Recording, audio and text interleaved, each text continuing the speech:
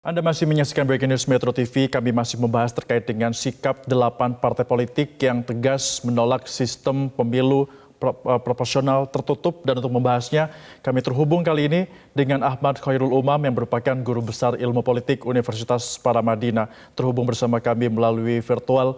Pak Umam, selamat siang. Tadi sudah kita dengarkan ada sikap politik yang disampaikan oleh 8 parpol sekaligus yang menolak sistem pemilu proporsional tertutup dan juga setuju untuk menerapkan sistem pemilu proporsional terbuka. Tanggapan Anda bagaimana, Pak Umam? Ya, terima kasih Mas Febrian. Kesepakatan yang dilakukan oleh 8 fraksi dan juga pimpinan partai politik siang kali ini di Hotel Dharma Wangsa, saya pikir itu adalah sebuah bentuk perlawanan terbuka terhadap operasi pelemahan demokrasi. Karena bagaimanapun juga sistem ini adalah sebuah kesepakatan politik yang sudah dituangkan bersama-sama di Undang-Undang Pemilu nomor 7 tahun 2017 dan sudah dijalankan selama 3 kali di pemilu 2009, 2014 dan juga 2019. Sehingga sebenarnya upaya untuk menguji kembali yang sebelumnya juga sudah dilakukan judicial review, menguji kembali konstitusionalitas dari aspek ini sebenarnya menjadi kurang begitu relevan.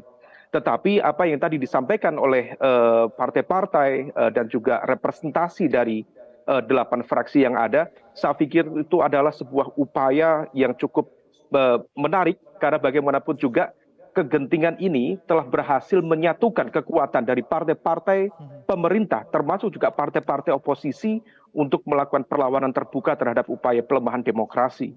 Dan selain itu, Mas Ferdian, yang menjadi tantangan utama adalah bagaimana menjaga soliditas dan juga komitmen dari 8 partai tersebut. Karena bagaimanapun juga bisa saja kemudian upaya kesepakatan ini kemudian digembosi, dilemahkan, sehingga kemudian terjadi split atau perpecahan di dalam konteks pandangan fraksi-fraksi di DPR. Dan di saat yang sama, masyarakat tentu juga berharap independensi, netralitas dari Mahkamah Konstitusi untuk menjaga demokrasi. Karena bagaimanapun juga dalam konteks elektoral, partai-partai politik tentu memiliki sebuah catatan dalam arti bagaimana kemudian pelaksanaan sistem proporsional tertutup yang dulu pernah dijalankan. Ada banyak sekali hal, tetapi sebenarnya sistem proporsional terbuka adalah sebuah upaya modernisasi. Mungkin ada sejumlah concern terkait dengan money politics dan lain sebagainya. Tetapi pada saat yang sama, kalau misal dikembalikan ke dalam sistem proporsional tertutup, justru itu memberikan ruang yang lebih terbuka bagi terkonsolidasinya kooptasi oligarki. Nah, oleh karena itu, ini adalah sebuah catatan, tentu butuh evaluasi, butuh perbaikan, tanpa harus kembali setback di dalam konteks pelemahan kualitas demokrasi ke depan. Demikian, Mas Fredian.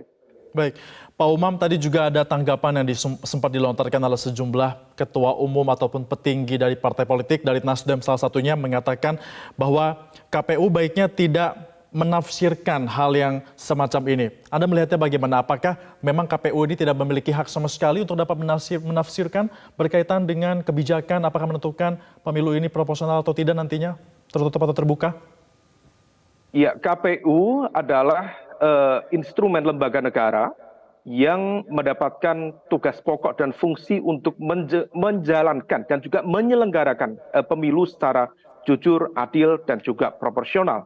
Tetapi pada saat yang sama tentu aturan mengenai sistem pemilu itu adalah aturan yang menjadi kesepakatan dari aktor-aktor demokrasi. Di dalam konteks ini adalah partai politik.